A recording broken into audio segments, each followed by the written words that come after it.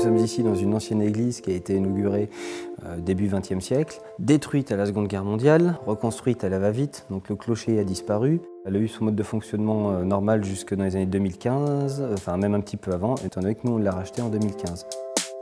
Pour moi, c'était mon rêve. En même temps, ça me permettait de m'exprimer un petit peu au niveau de mon architecture. J'en ai profité pour faire une petite partie pour mon bureau, étant donné que je suis architecte.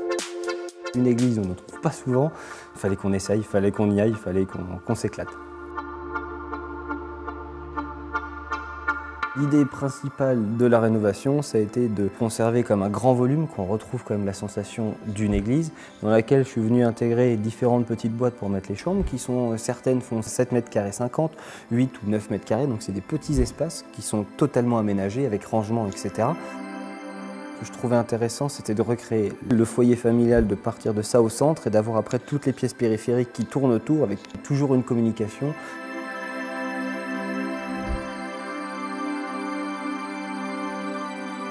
L'escalier est une pièce maîtresse de la bâtisse. J'ai tourné dans ma tête pendant 6 mois pour pouvoir produire ça. Il faut qu'on puisse le voir, mais également jouer dessus et détourner un petit peu son côté uniquement fonctionnel de monter d'un niveau à un autre. Les seuls gros travaux ont été de faire des ouvertures verticales pour avoir un accès sur l'extérieur. On est parti de rien d'une certaine manière. À l'origine, il y avait un compteur électrique, c'est tout. Donc on a dû refaire l'assainissement, refaire l'électricité complète. Le système de chauffage mis en place, tout est branché sur une PAC à l'extérieur. Chauffage au sol pour la partie du rez-de-chaussée. Tout ce qui est étage, c'est des radiateurs qui sont dans chaque chambre. Et après, on a un poêle qui permet, lui, d'emmener la chaleur au-dessus et de faire circuler l'ensemble par convection.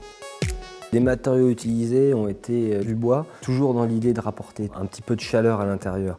Il y a eu beaucoup de recherches pour trouver des économies et que ça reste quand même assez sympa, notamment au niveau du sol. C'est simplement une chape durcie avec un vernis par-dessus. À l'étage, le plancher bois reste brut, simplement vitrifié. Et tout ce qu'on a pu réutiliser après, comme des vieux matériaux de l'église, notamment la chaire, le banc de communion, les carreaux de ciment qu'on avait au sol, on les a remis en crédence dans la cuisine.